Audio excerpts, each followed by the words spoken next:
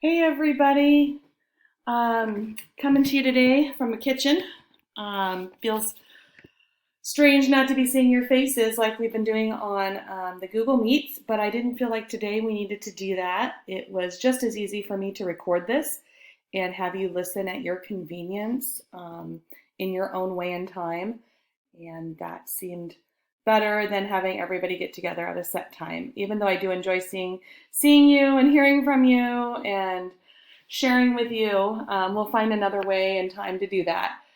Today's important. We're starting our unit that will be focused on for, probably the next, I would say, 8 days or so in our time period now that, we don't see each other more than, or have lessons for more than twice a week.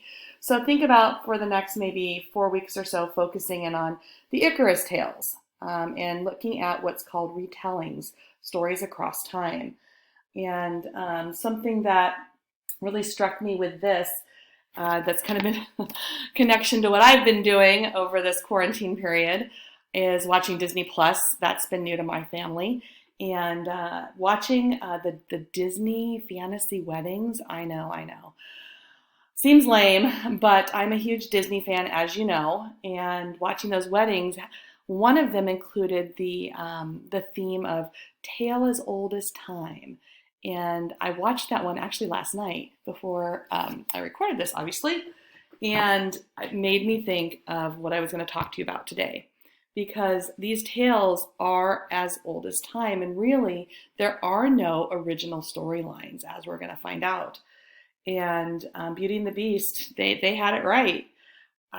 The Icarus tale is there's retellings of this tale in modern literature, and there are Icarus-like characters and Icarus-like events that we can point to in modern society and across all time. And that's the quote here by Umberto Eco. Books always speak of other books, and every story tells a story that has already been told. Whether it be thematically, whether it be characters, whether it be events.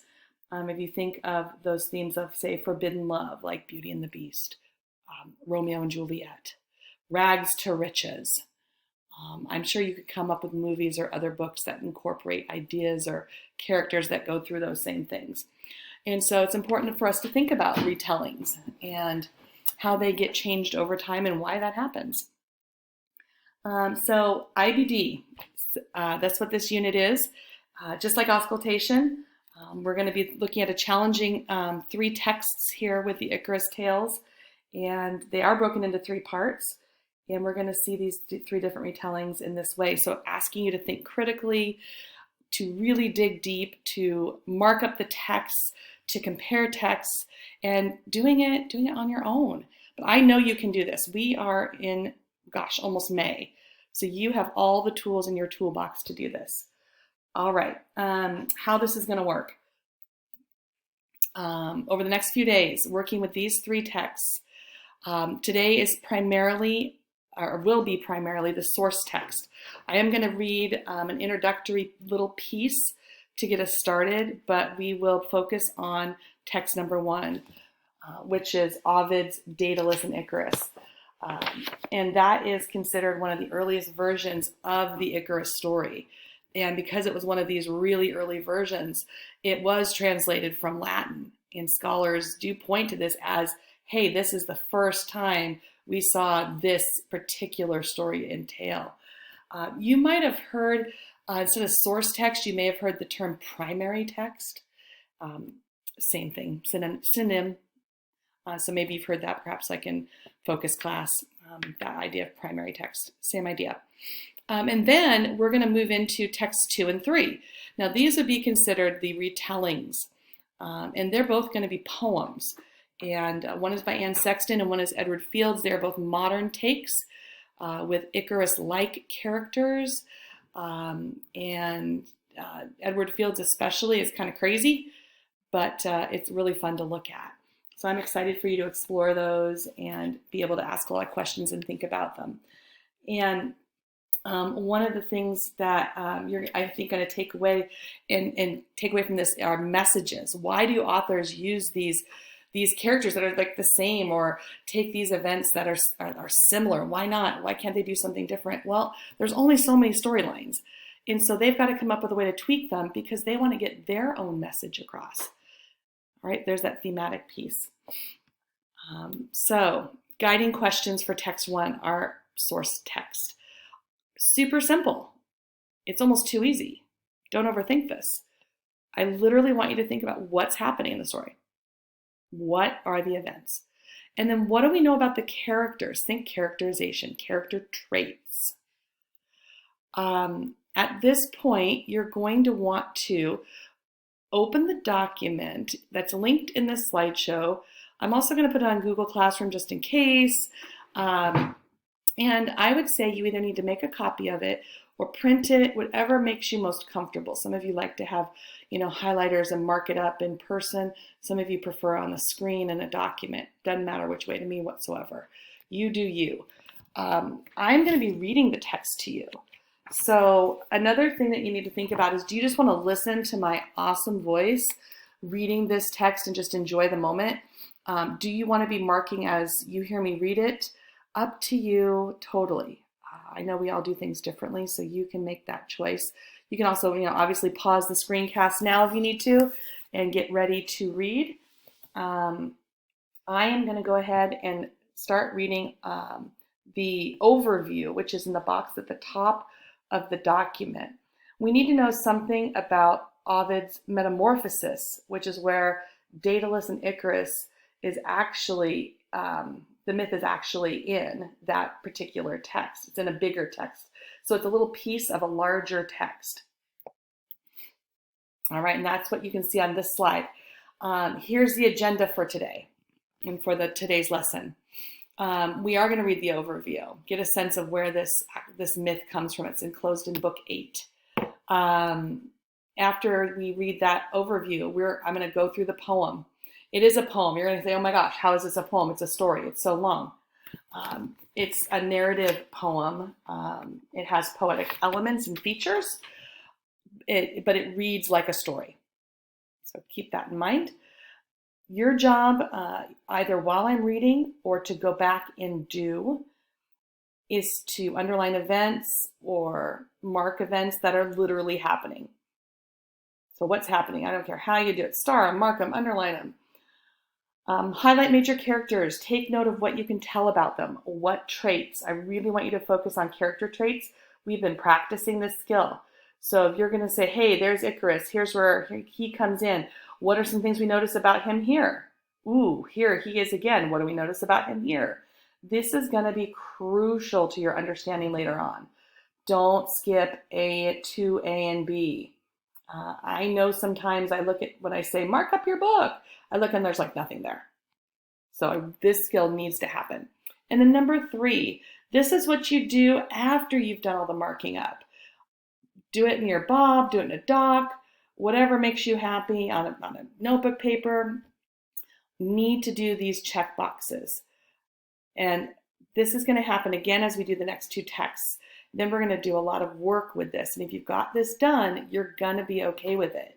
So that's my pump up speech for this. I'm going to get to reading now Ovid's Metamorphosis, the larger text in which Daedalus and Icarus is in. Here we go. The Metamorphosis is an epic poem by Publius Ovidus Naso, commonly known as Ovid, a Roman poet who lived more than 2,000 years ago. Ovid is widely considered to be one of the most prolific and influential poets of Latin literature. The Metamorphosis consists of 15 books and more than 250 myths and details the history of the world in myth from creation to the time of Julius Caesar. Thought to be written in the 8th century, the earliest surviving manuscripts of the Metamorphosis are from the 9th and primarily the 11th century. The Metamorphosis has had a profound impact on Western thought throughout the ages and has influenced many well-known writers, including Chaucer, Shakespeare, Milton, and Joyce. Ovid's works continue to be retold and still inspire today's poets, novelists, and filmmakers. Book 8 of the Metamorphoses includes the famous myth of Daedalus and his son Icarus, the source text for study of this unit. Although the story of Icarus originated in ancient Greece, the Metamorphoses provides perhaps the most detailed narration of the story in existence from that time period. All right, so as you can see, we're going to take a look at the famous myth. It's probably the most detailed narration of the story, as they say. You've got your job of what you're going to do. You're either going to listen right now or you're going to listen and mark your call. And we're going to get going here. Alrighty, source text 1.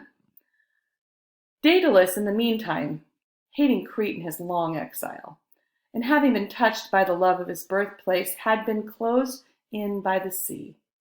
He said, although Minos obstructs the land in waves, the sky certainly lies open. We will fly that way. Minos may possess everything, but he does not possess the air. He spoke and sends down his mind into unknown arts and makes new nature, for he puts feathers in a row beginning with the littlest and followed the long by the shorter, so that you may think that it has grown on an incline. The rustic pipe long ago rises with the uneven reed.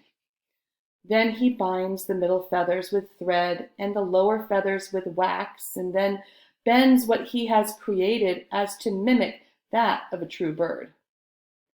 Together with his father, the boy Icarus was standing unaware that he was facing danger. Now with a beaming face, kept on capturing the feathers, which the moving air has moved, with his thumb now kept softening the yellow wax, and with his play he kept interrupting the marvelous work of his father. After the finishing touch had been placed on the work, the craftsman balanced his body in twin wings and suspended his body in the open air. I warn you to travel in the middle course, Icarus.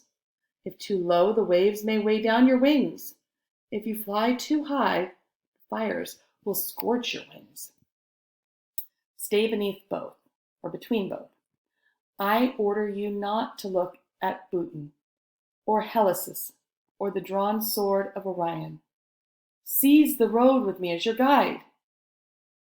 He hands over at the same time the rules of flying and fits the unknown wings on his shoulders.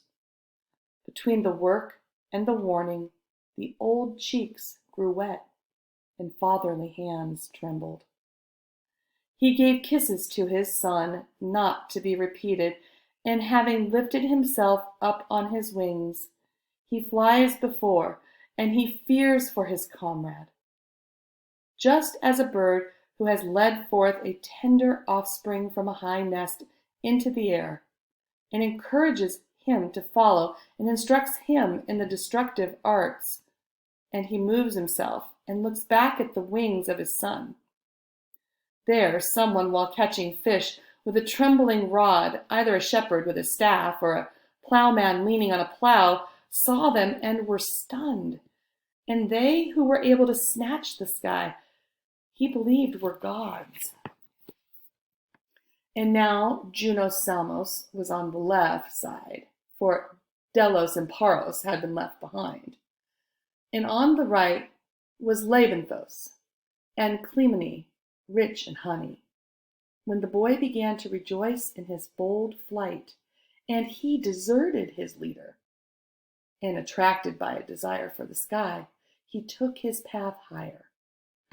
The vicinity of the sun softens the fragrant wax, the chains of the feathers. The waxes have melted. He shakes his bare arms, and lacking oarage, he takes up no air, and his face, shouting his father's name, is swept up in the blue sea, which takes its name from him.